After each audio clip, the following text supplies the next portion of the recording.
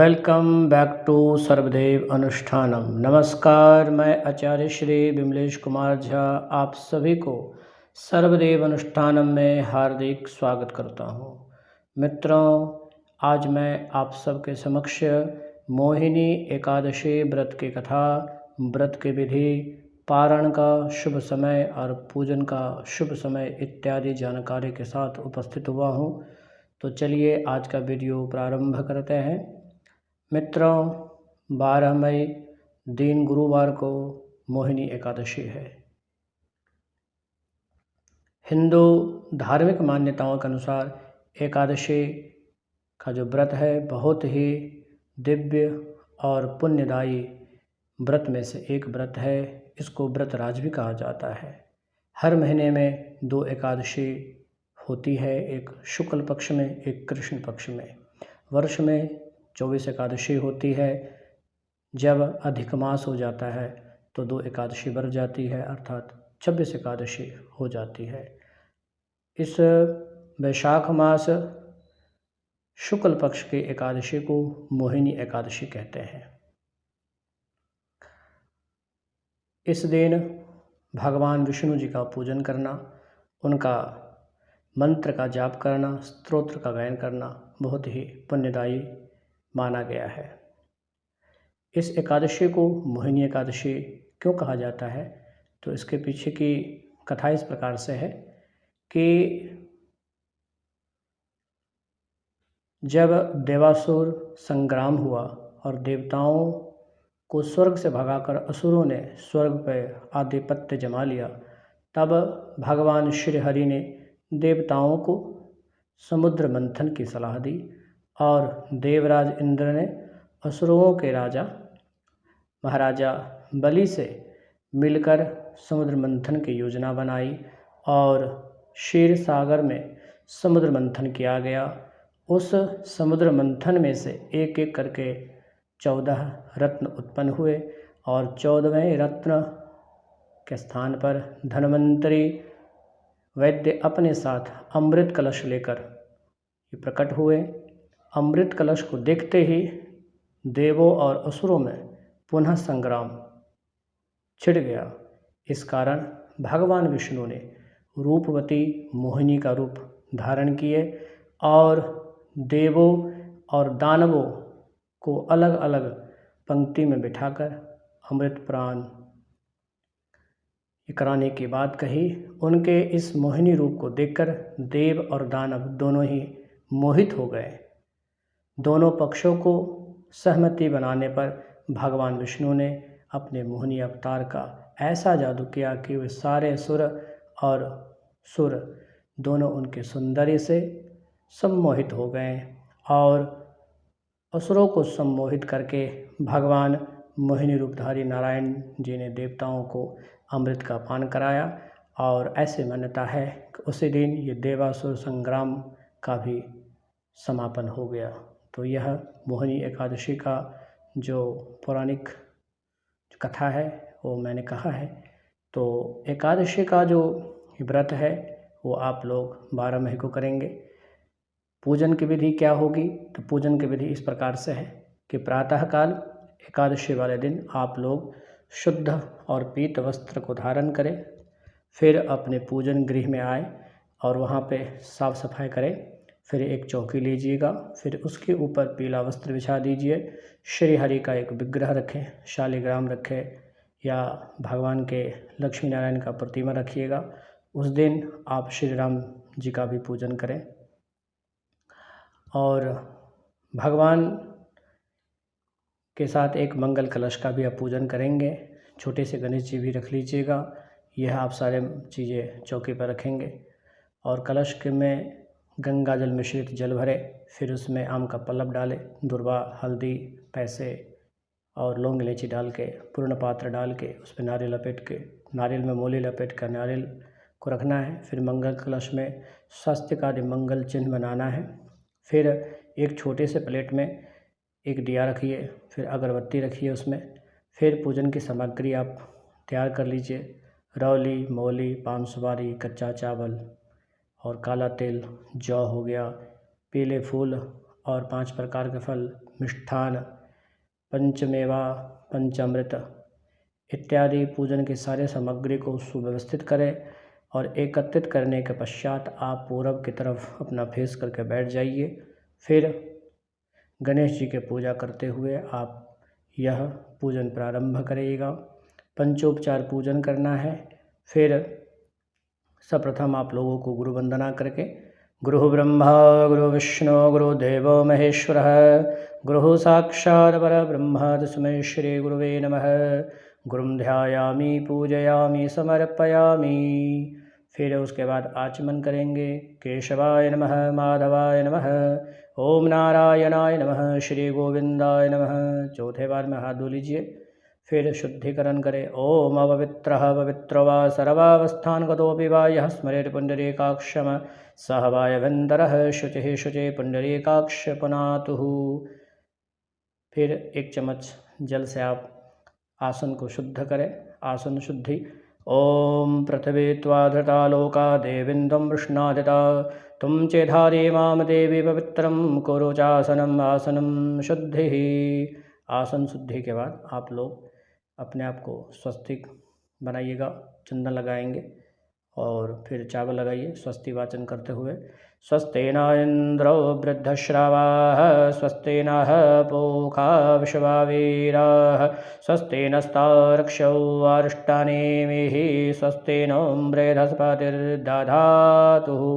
सबको चंदन लगा दीजिए, अक्षत लगा दीजिए, मूली बांध लीजिए, सबको मूली बांध दीजिए। येन बंधुबले राजा दानमिंद्रो महाबलः तेन त्वा प्रतिबंधनामि रक्षेमाचलमाचलः। ओम रक्षासूत्रम बंधयामि। रक्षासूत्र के बाद हाथ में आप फिर उसके बाद जो है दीपक को पूजित करिएगा। दीपः ज्योतिरपरब्रह्म दीपज्योतिर्जनार्दन दीपहरत मे पापं पूजा दीपं नमोस्तुते। शुभं करोतु कल्याणम् आरोग्यं सुखसंपदां शत्रुबुद्धिविनाशं च दीपः ज्योतिर्नमोस्तुते। दीपं प्रज्वलयामि। फिर हाथ में पुष्प, चावल, अक्षत लेकर स्वस्ति वाचन मंगल प्रार्थना करेंगे। फिर उसके बाद श्रीमन महागणाधिपते नमः कहते हुए गणेश जी का पूजन करिएगा। फिर पंचोपचार पूजन करके फिर कलश का पूजन, उसके बाद नारायण जी का पूजन। फिर वहाँ पे आप विष्णु सहस्त्रनाम का पाठ कर सकते हैं, नारायण सुक्तम का पाठ भी कर सकते हैं, श्रवण कर सकते हैं, पारायण कर सकते हैं। फिर उसके बाद जो है कथा करनी है, आरती पुष्पांजलि क्षमा प्रार्थना करके इस प्रकार आपका पूजन संपन्न हो जाएगा। मैंने यहाँ पे लघु विधि बताया है। और चलिए अब हम ये कथा है मोहिनी एकादशी के व्रत की कथा, यह कथा कहने जा रहे हैं। प्रेम से बोलिए एकादशी महाराज की जय। मोहिनी एकादशी व्रत कथा। प्रेम से बोलिए एकादशी महाराज की जय। धर्मराज युधिष्ठिर कहने लगे, हे कृष्ण, वैशाख मास के शुक्ल पक्ष की एकादशी का क्या नाम है तथा उसकी क्या कथा है, इस व्रत की विधि क्या है, यह सब विस्तार पूर्वक बतलाएं प्रभु। श्री कृष्ण कहने लगे, हे धर्मराज, मैं आपसे एक कथा कहता हूँ जिसे महर्षि वशिष्ठ जी ने श्री रामचंद्र जी से कहा था। एक समय श्री रामचंद्र जी बोले, हे गुरुदेव, ऐसा कोई व्रत बतलाइए जिससे समस्त पाप और दुख का नाश हो जाए। मैंने सीता जी के वियोग में बहुत दुख भोगे हैं। महर्षि वशिष्ठ जी बोले, हे राम, आपने बहुत ही सुंदर प्रश्न किया है। आपकी बुद्धि अत्यंत शुद्ध तथा पवित्र है।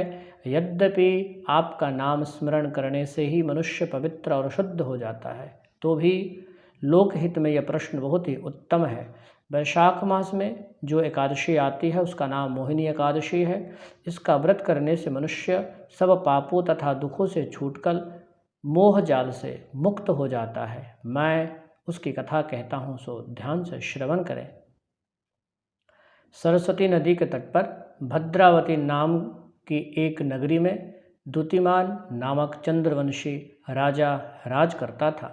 वहाँ धन धान्य से संपन्न तथा पुण्यवान धनपाल नामक वैश्य भी रहता था। वह अत्यंत दयालु और विष्णु भक्त था।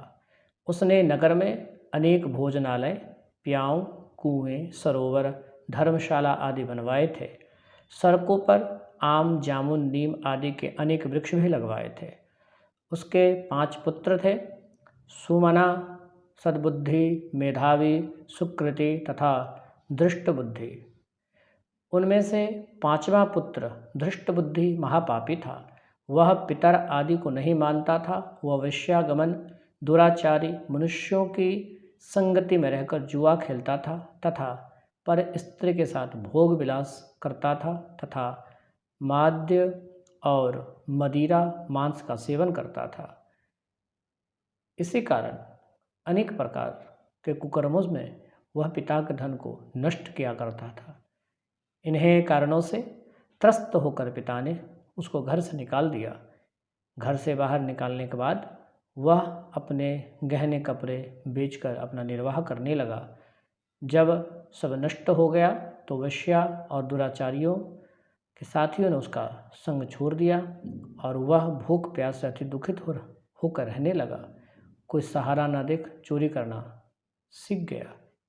एक बार जब वह पकड़ा गया तो वैश्य का पुत्र जानकर चेतावनी देकर छोड़ दिया गया, मगर दूसरी बार फिर पकड़ा गया। राजा की आज्ञा से इस बार उसे कारावास में डाल दिया गया। कारावास में उसे अत्यंत दुख दिए गए। बाद में राजा ने उसे नगर से ही निकाल दिया गया। वह नगरी से निकलने पर वन में चला गया। वहाँ वन पशु पक्षियों को मारकर खाने लगा। कुछ समय के पश्चात वह बहेलिया बन गया और धनुष बाण लेकर पशु पक्षियों को मार मार कर खाने लगा। एक दिन भूख प्यास से व्यथित होकर वह खाने की तलाश में घूमता हुआ कौंडिन्य ऋषि के आश्रम में पहुंचा। उस समय वैशाख मास था और ऋषि गंगा स्नान करने जा रहे थे। उनके भीगे वस्त्रों से छींटे ने उस पर पड़ने से उससे कुछ सद्बुद्धि प्राप्त हुई और वह कौंडिन्य मुनि को हाथ जोड़कर कहने लगा, हे मुनि, मैंने अपने जीवन में बहुत सारे पाप किए हैं। आप इन पापों से छूटने का कोई साधारण बिना धन के उपाय बतलाइए। उसके दीन वचन सुनकर मुनि प्रसन्न होकर कहा, तुम वैशाख मास की शुक्ल पक्ष की जो एकादशी है, मोहिनी एकादशी, उसका व्रत करो। इससे समस्त पाप नष्ट हो जाएंगे। मुनि के श्री वचन सुनकर वह अत्यंत प्रसन्न हुआ और उनके द्वारा बतलाए गए विधि के साथ उसने ये व्रत किया। हे राम, इस व्रत के प्रभाव से उसके सब पाप नष्ट हो गए और अंत में वह गरुड़ पर बैठकर विष्णु लोक को चला गया। इस व्रत से मोह आदि सब नष्ट हो जाते हैं। संसार में इस व्रत से श्रेष्ठ कोई व्रत नहीं है। इसके महात्मा को पढ़ने वाला अथवा सुनने वालों 1000 गोदान का फल प्राप्त होता है। तो इस तरह से यह वैशाख मास की शुक्ल पक्ष की यह मोहिनी एकादशी का महात्मा संपन्न हुआ। प्रेम से बोलिए एकादशी महाराज की जय। जय जय नारायण नारायण हरि हरि, श्रीमन नारायण नारायण हरि हरि। जय जय नारायण नारायण हरि हरि, जय जय नारायण नारायण हरि हरि। हरि हरि हरि हरि, श्रीमन नारायण नारायण हरि हरि। जय जय नारायण नारायण हरि हरि, श्रीमन नारायण नारायण हरि हरि। जय जय नारायण नारायण हरि हरि। प्रेम से बोलिए एकादशी महाराज की जय। ओम नमो भगवते श्री वासुदेवाय, ओम नमो नारायणाय। मित्रों, इस वीडियो से संबंधित सारे जानकारी, सारे लिरिक्स डिस्क्रिप्शन बॉक्स में दिया गया है, तो आप लोग वहां भी जाकर ज़्यादा से ज़्यादा जानकारी को प्राप्त करें। भगवान श्री हरि सदैव अपनी कृपा दृष्टि आप सबके ऊपर बनाए रखे। आप अपने जीवन में शतायु चिरायु दीर्घायु को प्राप्त करें और आप सब अपने अपने क्षेत्रों में यशस्वी को प्राप्ति करें और आपका जीवन उज्जवल हो, आपका भविष्य उज्जवल हो, आपके सारे मनोरथ पूर्ण हो। बहुत बहुत आभार, बहुत बहुत शुभाशेष। सर्वे भवन्तु सुखिनः, सर्वे सन्तु निरामयाः, कल्याणमस्तु, शुभम भवतु, आयुष्मते स्वस्ति। मित्रों, एक आग्रह है, जिन भक्तों ने अभी तक हमारे चैनल सर्वदेव अनुष्ठानम को लाइक, शेयर और सब्सक्राइब नहीं किए हैं तो उनसे विनती है कि आप हमारे चैनल को सब्सक्राइब कर लीजिए। हम इसी तरह से आध्यात्मिक और धार्मिक वीडियो बनाते रहते हैं और आप लोगों का सहयोग, आप लोगों का समर्थन बहुत ही अपेक्षीय है। तो आप लोग इस वीडियो को ज़्यादा से ज़्यादा शेयर करिएगा। बहुत बहुत शुभाशीष, बहुत बहुत धन्यवाद। कल्याणमस्तु, शुभम भवतु। ओम नमः शिवाय। ओम नमो भगवते श्री वासुदेवाय।